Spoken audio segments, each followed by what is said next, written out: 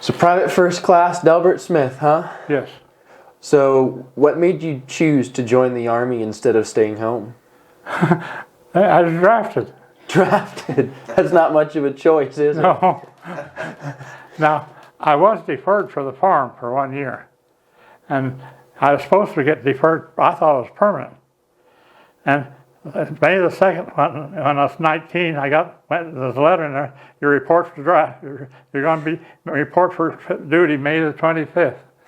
And then I went down there and passed, and they said, you're going to report for duty for induction June the 10th, I think it was. But then they handed out a notice that the farm boys could ask for a 60-day extension to help. So I didn't go in until August the 5th. So 381st Infantry, 96th Infantry Division? Yes. I was reading on some paperwork. I cannot remember the name. What was your commanding officer's name? It was Colonel... And I don't remember that. 96. I read quite a bit about Okinawa. Huh? I read quite a bit about Okinawa. What did you ask me? What? Your commanding officer's name. You had a Colonel Hallard, I believe. I don't remember. I don't know. I don't even know what I knew it when I was on there. You might have never not. saw those guys much. Yeah. Probably not, sitting in the back. I read quite a bit about Okinawa as a grand scheme, the battle itself, and I read a bit about your company's involvement in Okinawa, and I cannot begin to imagine or express sympathy of what Okinawa was like. Well, you get up in the morning, you don't know whether you're going to make it here tonight. I often said you didn't know whether you're going to live 5 minutes or 5 days or 5 months. And every time I get up in the morning, I said, Dear Lord, please be with me today. And at night, I said, thank you, Lord, for taking me through the day. God got quite a few men through that battle for our country. Yeah. I read a bit about Hacksaw Ridge, Roberts Ridge, many famous battles of Okinawa, but really that battle was won by the day-to-day enterprises of our soldiers in the field. Yeah.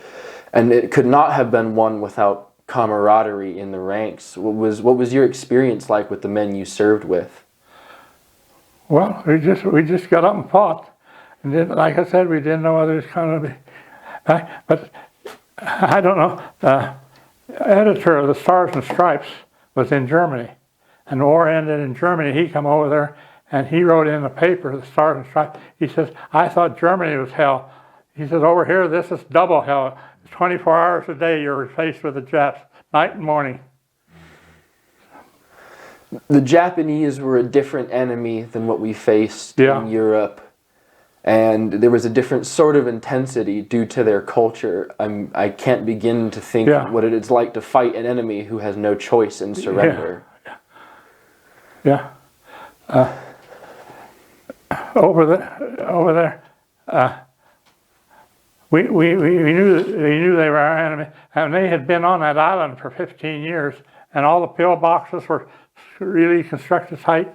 And one day we were to take a ridge, and I thought we'd go up the valley, and we started up the valley, and pillboxes on both sides, but they just had a slat where they couldn't raise their machine, and we were lucky that we got in between them, but the radio man didn't. And so we were stuck in there. But somehow or another, they got out word that we were pinned down, and they pretty soon some airplanes come over, and they laid down a smoke screen, and boy, they just blew that. So we went up that afternoon. We thought we'd go up over on a clear, and we just about got up to the top. Then all hell broke loose.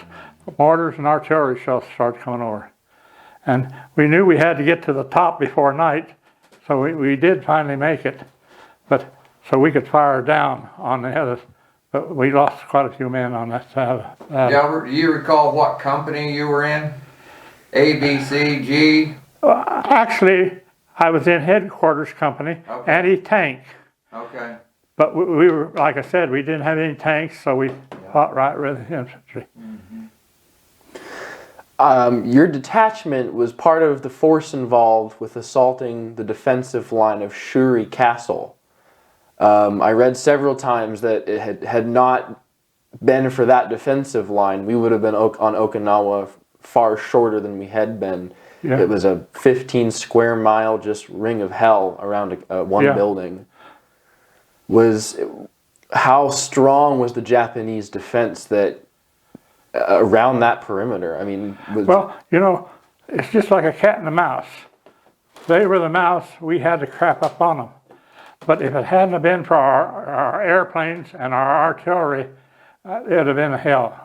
I mean, we had given it a lot of credit to the airplanes. They went in and bombed them and they cracked it up, and they done a lot of good for us. So that's the only reason why the advantage is because they had to pull back on the airplanes. On Okinawa, the intensity of the fighting had to be more than imaginable. What was it like to be shipped back to Leyte Gulf in the Philippines and have everything quiet down? What was the difference like for you? Well, I tell you, you have a different personality when you come out of the war than when you went in. And it took a long time I never received a serious wound, but it did bother me for a long time. But like I say, I had to stay a year over there, for a year after the war, and it kind of wore off a little bit because I was with other soldiers, But I had a friend that came home right after the war. He had a disability discharge, and he called me one day and he said, "Did you ever go to the psychiatrist?" And I said, "No." He said, "I had to." He said, "It just kept bothering me, but I still have dreams of it." And when I first come home, any little noise, when I'd drive down the street, some of the kids were playing cowboy, they'd point a gun at me, I'd just freeze. Yeah. And we had a square dance for our Sunday school class, and the hatchery, and they had a sexer was a Japanese, and we were up in the loft of a barn, and he come up, and he just come up and looked over, and I don't know, for some reason I just froze. My neighbor was sitting next to me. He says, "I thought you was having a heart attack." You started sweating, you just turned white, and I tell you, my blood just turned cold. Yeah. So I didn't really have any serious injuries, but I did have, and it just seemed like I couldn't forget it. So you must have learned how to type again on Leyte because they turned you into a type clerk, right? Yeah. Well, when I first went over there, I was a farm boy. I didn't think I could ever pull a rifle down. We had good training, but we trained with tanks. We trained with the targets. Yeah. And I kind of worried me that I would be able to pull a rifle down and kill a guy. I mean, he's a human being just like me. Right. But the first day out, we were pinned down in a machine gun fire. And I says, "That son of a bitch is trying to kill me. And the only way I'm going to stay alive is kill him." And that was the First World War. You kill him before he kills you, and that's what we live by. Mm-hmm. Our family has had very similar experiences in the war. My father's two oldest uncles were combat engineers in Italy, and their war was mainly fought from vehicles, and yet they still came home with traumas. One who did not speak for years, and one who came home with alcoholism. Yeah. Did the war affect your relations with the people that you had known before leaving for it? Well, no, not a lot. But when I come home, I went and farmed, and I was quick-tempered. Everything that happened, I just flew off the handle right now. Dad says, "What's the matter with you? You never used to be that way." I says, "It's the war."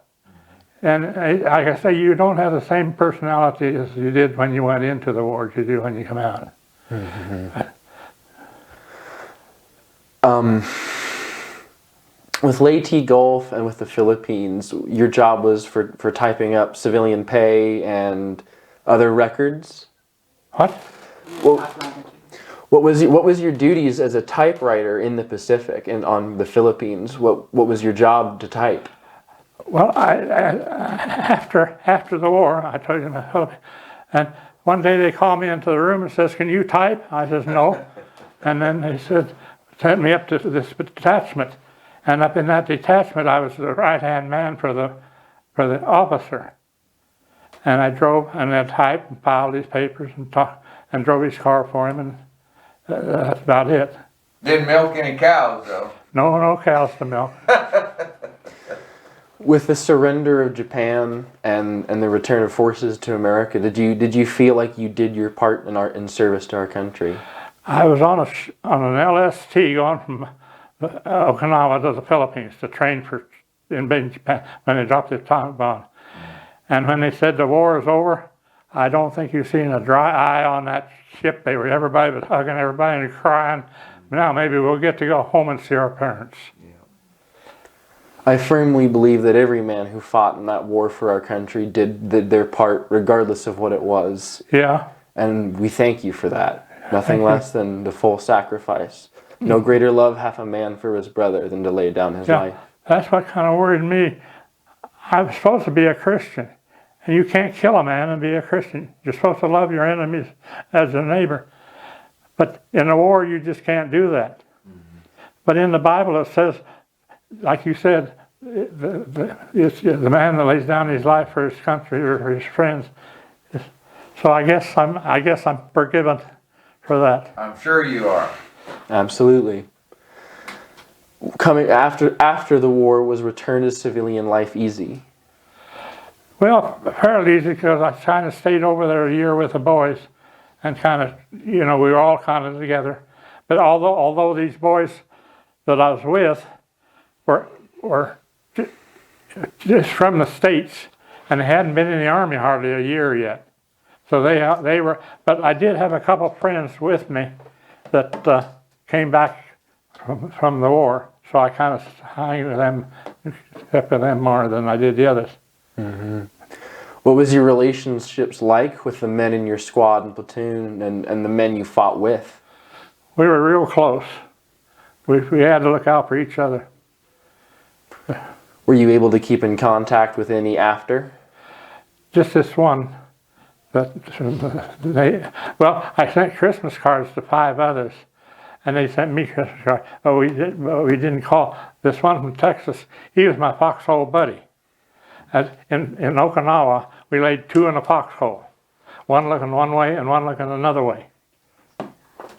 One looking one way and one looking the other way. So one night, I don't know why, it was darker than the devil on Okinawa, and the Navy sat offshore firing these flares with, and one night a flare went off, and Smitty pulled up the gun, bang! I said, what in the devil are you doing? He said, didn't you see that Jap kneeling at the foot here? His head wasn't over a foot over your head. And the next morning he was laying back, but there was one hand grenade laying off to the right, loose. And they just said, boy, you were lucky. I said, if that hand grenade hadn't gone off, or that light hadn't gone off for 4 or 5 seconds, I probably wouldn't be here. So, like I said, the Lord was looking after me. I would agree. Mm-hmm. But I hate to say that amongst other people, because they have lost some people. Well, the Lord looked out for them too. We just don't understand how it works. I hate to say that, because why didn't the Lord look after them? So I just kind of quit saying that. Yeah. I think they went with the Lord too. Yeah, I know they did. Ended up in somewhere better than Okinawa. Yeah. So what they feed you in Okinawa? What did you eat? Sea rations. Twice a day. I got so tired of sea rations. That was always a topic of conversation among the Weiss brothers. Because my dad, he ate sea rations in the Pacific. The ones in Italy attached to Montgomery, the British stole all their rations and fed them goat's meat and porridge, and they complained about it for 50 years. Yeah. I got the joke. After the war, there's quite a few. It ended. There's quite a few sea rations left. I thought they'd sell them for dog food. Didn't work out. The dogs wouldn't eat them. Yeah. How were you treated when you got back? I was treated about normal. I really wasn't made over or anything. I just treated about normal. Just about everybody had somebody in their family in World War II, didn't they? When I first come home, though, I didn't have none of the clothes that fit me. So I went to church in my uniform, and everybody says, "Who's that? Who's that?" You know. Did you get bigger or littler while you were gone? Well, when I got off that boat, we only had 2 meals a day. The first meal was at 9 o'clock in the morning, a piece of toast and an orange. The noon meal was 4 o'clock in the afternoon. They took one of those big galvanized 30-gallon barrels, filled it with water, and I think about a can full of peas and a half pound of, and everybody was so thin. Well, when I come out of the war, I was thin. I mean, the sea rations didn't put in, and I weighed about 147 pounds when I got off the boat, and it took a while to put that weight back on, but it finally got on. Now I wish I was 140.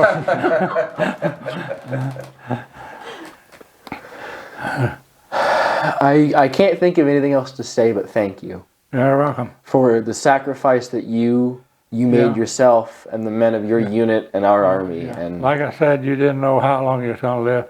Sometimes you'd be out there on the battlefield, and you'd see the next guy next to you fall. Now, we weren't supposed to. We had a aid kit with some morphine and so, but we weren't supposed to stay with him. If he was still alive, you minister as much as you could, and maybe give him a shot of morphine, and maybe stick his rifle in the ground. And then, if he was dead, you put his helmet on his rifle. If he wasn't dead, you just leave, so they could find him and spot him quick and pick up.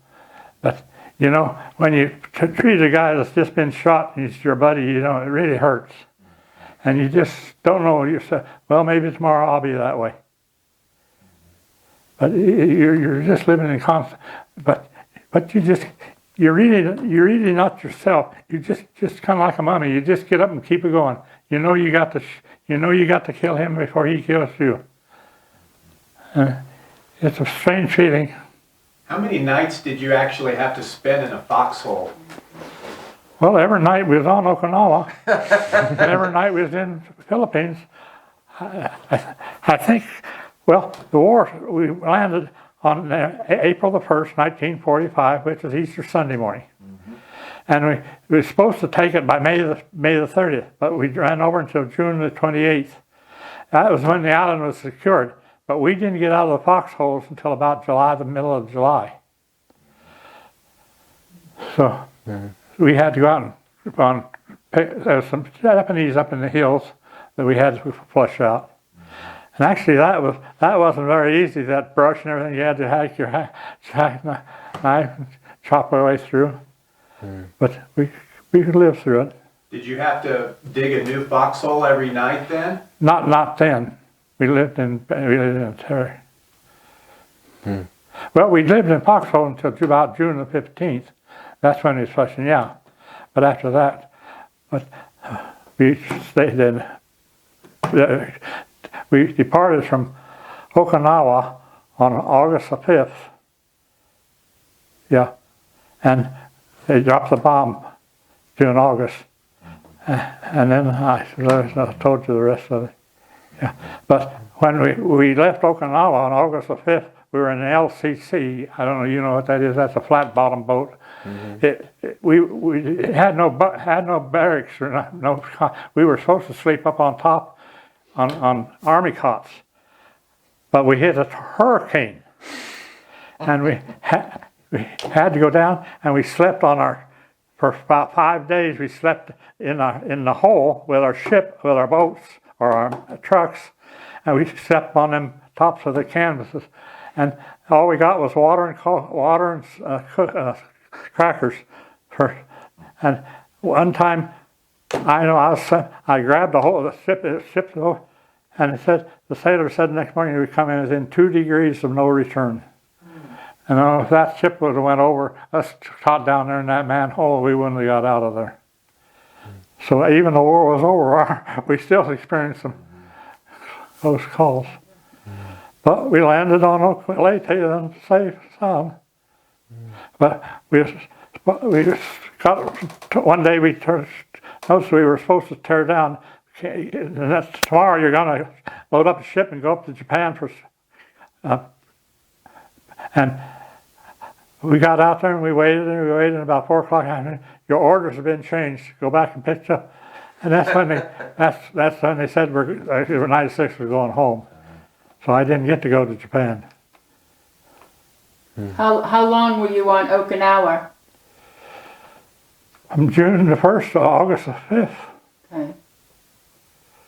But we were only in combat from June the 1st, April the 1st to July the 15th. Somewhere in there. I don't know if that's the correct date or not, but it's about. April, August. Yeah. When you talk about the rainy season, I remember you telling stories about when it was rainy. Yeah, we had the rainy season for about a week. And we couldn't dig foxholes, they'd just come in. So we put on our ponchos and tied them overhead and leaned against the tree all night. But one time we was up there, and they couldn't dig graves down there, so they had these tombs. We were by a tomb. So we rolled the stone and went inside there. We were in there about 5 minutes. We come out, we were just covered with lice and fleas. And it was raining like the devil, you know, so we just stripped off our uniforms and everything and took a shower right there. They had that GI soap. And we got the fleas and lice and those were the clothes and put our clothes back on, put our ponchos on, and sat down in the rain. My dad complained for years about the bugs in the rain. Dry land in southwest Colorado, he'd never seen any kind of rain like that. But the bugs on New Guinea in the rain were just nearly intolerable to him. But that time they couldn't. The Amtrak's even couldn't come through, so they dropped our supplies in old airplane tires. And the airplanes would fly real low and kick those tires out. That's how we got it. But it was so muddy and sloppy that there wasn't much fighting that week. We just more or less, every once in a while you'd hear a machine gun go off. But it was that wasn't very comfortable. What do you want to tell us that you haven't told us? Well, I can't remember too much more. I try to forget it. Yeah. Yeah. Well, I can tell you, we're awful glad to see you. Well, I'm glad to see you. Glad to get a chance to meet somebody who was in the same place as my dad. Yeah. I've never had that privilege before. Oh. Yeah. Yeah. I don't know how many guys from our outfit our basic training actually got killed there. But they said I estimated about 50% of the guys that we took training with. But another funny thing happened. We had a guy take basic training with us from Chicago. He is a mortician. He and his father owned a pruner home. And he always took the Chicago paper to see how his dad did. Well, one day, I don't know why they come up and says, "Has anybody here got a driver's license? Why would you need a driver's license in Okinawa?" I said, "I do." "Well, you come with me." And he says, "Anybody else?" "Nobody." He says, "You need a partner." So they took me, they said, "Where's your truck at?" I said, "Down under the valley." "Well, you go and get it and come down to headquarters. We want you to go down and go down to the ammunition dump, get a load of ammunition." And I said, "We got it." I said, "Where's that?" And just drive down about 5 miles and you'll see that I got those dunes, you know. So I drove, I thought about 5 miles and I couldn't see anything. And there was a medical hospital there. And I said, "Let's stop in the orderly room and ask." So I stopped in there, went in, and just come back to the guy house. "Smitty!" I turned around, and this mortician. And we visited for a while. I said, "Well, I got to be going." Well, he says, "Maybe I'll see you again soon sometime." I said, "Good Lord, I hope not." That's a good one. Are there other things that he has said that you... What about some of the other boys in Enterprise? Did some of them not come back? I don't. Your age? Yes. One of my friends, he was a farmer. I mean, he farmed the farm like me. And we ran around a little bit together. But when I was to get my furlough from Fort Camp Hood in December. There was a guy there with a car. He says, I'm going up to Harrington and get on that highway and then go. And he says, he had his wife there. And he says, I got room for 3 people. So there's one of my neighbors said, and I knew, so I went down to the camp, I knew some of the other guys from Enterprise. So I went down, I saw Elvin Hassler. I asked him, I says, well, you got room for another one, you want to drive? He says, I'm not going home. I'm going to officers candidate school, or paratrooper school. Oh. And I got home on a Thursday, and I went on town Friday, Saturday to see, and I saw him on town. I thought, he says, we got to, notice that we could come home 5 days, and then we were to go up to New York, and we were to fly overseas. And I got a letter from my mother one day, and he says Elvin Hassler was killed. He was killed the first day he was on duty over there. And the breakthrough, you know. Mm-hmm. And he was only on duty one day and he got killed. That's the only one I know from Enterprise that got killed. Did you used to tell me that since you didn't drink or smoke, you used to trade trade some cigarettes for... I never smoked. And I think 99% of the other soldiers smoked. Yeah. And we got these American Red Cross packages with cigarettes and tropical Hershey's. And I traded my cigarettes. I kept 1 pack of cigarettes.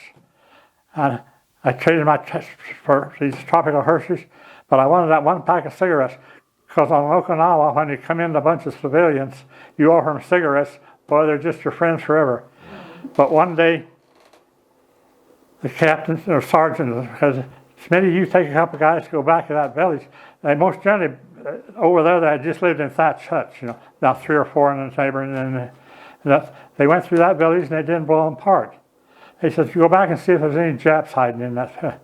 So I went back there and there was a lady there smoking a marijuana pipe. And I says, so she pointed to one of the cabins or one of the tents. And so I went back there and I heard some rustling up in the loft. But I didn't want to stick my head up there. And so I put my helmet on my end of my rifle, stuck up there. Nothing happened. So I went up there and I had a flashlight. There was 3 young girls in there. And they all had babies strapped to their back. Oh my. Just young babies, not over. We finally got them down to out of there.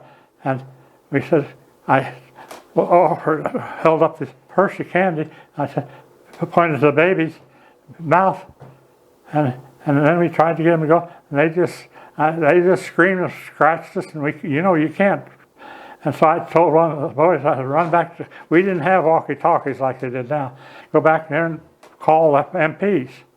They drove up, they had a young boy in there. He got up and talked to them, they went right over. I says, why wouldn't they come with us? They said, you want to eat their babies. Oh.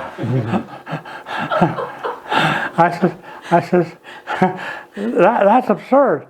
No, he says, they just tried to, they wanted to scare us. They were told you would. Huh? They were told you would. Yeah. The Japanese high command, that's one of the things they said about you and your brethren is they would eat their babies. Yeah. They said they wanted the civilians to even kill us, you know. And they told them, like you said, they'd kill the old men and rape the women and eat the babies. But so they'd get to scare the civilians to eat us, kill us. But sometimes the Japs would take these civilians and use them for front, and we couldn't shoot into them, but they could shoot us. And so we had this strategy, so we set a couple, 3 men back behind them and started shooting from behind them. Then the women or the men and only old men would drop down and we could shoot them. But they used them sometimes for fortresses. And toward the end of the war, we drove everybody down to the south end of the island. And there's a sharp embankment down there. And the civilians are down there. So they dropped leaflets and says, you can come back up, but you have to keep they come back up with their little wagons and stuff. And one time they come up and there's a couple of soldiers behind. They stripped off their and a machine gun there and they mowed them down. So after that, we were very careful about letting them through. We had to make them. We told them. So they had to come through with nothing on but their G-strings. So they just, they couldn't, but they were still fighting. But before the war, and these islands, that granite is solid, the Japanese had taken one of the rocks out and hollowed it out, and that was their headquarters. And we were called on one morning to go down and fire at that point blank. We sat there and fired at that thing all day long, and we couldn't do anything. About 4 o'clock, they said, draw back. And they dropped these fire bombs on that all night and kept it ablaze. And the next morning, we had trucks, we went around, but they dropped paratroopers on top, and they said it was so hot up there they had to keep, and some people went inside, and the Japs inside were just sitting at a table with a vent dead. They burned all the oxygen out of that. Yeah. But that was some sight to see. But they hollowed that out, and just they could have big iron doors on them, pull the cannon, the artillery out, and that's where we thought the headquarters was. They thought maybe they got the 2 commanding officers, but we didn't. But we found them down at the end of the island, and they committed hara-kiri, stuck a knife in the stomach, and killed themselves. You have 2 young boys or young men in this room. Yeah. One is your great nephew, and one is a stranger, but he's a young man. What advice would you give these young men? 96 years of experience. Well, live your life at the fullest and hope you don't have to go to war. But there has been war ever since that there's been a war. But I guess they cut out the draft. So that's. But just live your life at the fullest. Every day's a challenge. And don't be a dairyman. Yeah, don't be a dairyman. They were smart enough to know that. They both went home. They both left far after they were 18. There's no escape from a dairy farm. No. Those cows just move. Yeah. Until you milk them. Then 7 they do it days a again week. 8 hours later. 7 days a week. Yep. 365 days. Are there any other things that you guys have had that would trigger a memory, or any other thing that you can think of? Well, I remember a story you told me how you guys would bathe in the bay. Uh-huh. In the bay, like I think it was in Okinawa. I mean, did you ever what was your everyday personal maintenance of taking a bath or? There was no personal maintenance. We all smelled alike, but it did rain off and on, and we had these leather boots, and we'd take them socks off at night and wring them out and put them under our armpits to dry them out, so we'd have dry socks.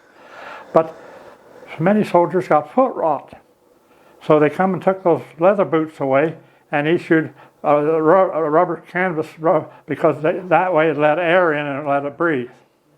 But some guys, they told me this, I don't know whether it's true or not, but some guys would put the rifle down on their foot and in between the fires, so they get to go back to the hospital.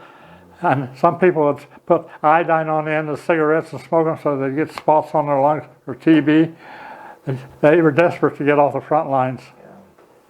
Well, anybody with any common sense would want to get out of the war. Yeah. But some people took some extraordinary measures to do so. Yeah. They? Yeah. But I thought somebody had to stay there and fight. It might as well be me. Yeah. Woke up. We was on the beach. We was right next to the beach, and we dug frogs. We just got up that morning. It was just sunlight, and we heard this awful roar. We looked out, and here come a Japanese plane. His wheels were down about only 4 feet above the water, and he escaped the radar. And he went right between 2 2 American ships, and they couldn't fire on him after he went back because they might hit us. So I fell on the back of my ground and fired I know I emptied my, and I was quite a few others, and you could see him just look right in his picture. He was in there with that fur cap and the goggles, just a grinning like the dickens. And he was firing his 50 caliber machine gun, but he couldn't pull it up fast enough, and he plowed into that hill. Boy, I tell you, there's a big old fireball, and I'll swear that shook the island. But they said no, it was the heat waves coming back. I could feel your heat. And I told my buddy, I said, I wonder old Sojo's still smiling. They didn't need to send no search party out for him. No. We sure appreciate your time today, Delbert. Well, thank you. I appreciate that. Yep. The good news is this will be in the Eisenhower archives for as long as they can produce children and grandchildren to go. They can hear this story and see this story in the history of one time Delbert we Smith. went in there to visit the Eisenhower Museum, and they had a 47-pound millimeter gun there. I showed my children. That's what I was in. Yeah. But I didn't get to fire it much. Yeah. I was forward observer. Oh, that's why you can't hear anymore. Forward observer. The reason I was forward observer, I was a farm boy. I could sometimes I'd climb a tree, and And one time I climbed a tree, and we drove a machine gun fire. So instead of climbing down, I just dropped down. And they hooked up the cannon, went left. And I thought, well, what in the devil are they leaving for? Pretty soon they come back, and they said, we thought you were dead. You dropped out of the cannon. Out of the tree. So, What did you use to estimate yardage with? just my eyes. First they would fire a steel pierce to clean, and then target. I would either go up this way, that way, one or one. So that's the other reason you was forward observing. I was looking at my son, because you're a farm boy. You know how far it is to the end of the field. Yeah. And city people had no frame of reference. One block doesn't mean anything, but No, 400 yards and a I half would a just use mile my does. sign up one. This went a half an inch. This went an inch. No, just a little bit further that way. That's mostly my signs. Yeah. Any other questions? Anything you can think of? Anything that you want to tell us to make sure that these young men know? No, not really. Like I say, I don't like to talk about it, although I still have nightmares of it. Yeah. Yeah, I never left any of my dad's family either. Didn't. My Uncle Tom, he was one of the ones in Europe. He was changed over there and he never recovered. Yeah. He lived in an infirm state the rest of his life. Yep. Well, just the other couple of weeks ago, you talked about having a nightmare. Well, the other night, about 2 weeks ago, I don't know, I was dreaming, I was on the mountain, and they said, let's get out of here. Here comes the artillery. And I started running, and all of a sudden, an artillery shell landed, a big boom. I woke up. I thought, oh, that was too realistic. Pretty soon, another boom. We was having a thunderstorm, and the lightning, that thunder. And it just so happens that my dreaming, I don't know, it's coordinated, but it was a big boom, and I woke up. So, I don't know, they say it's something about your inner mind. Yeah. That you can't get rid of it.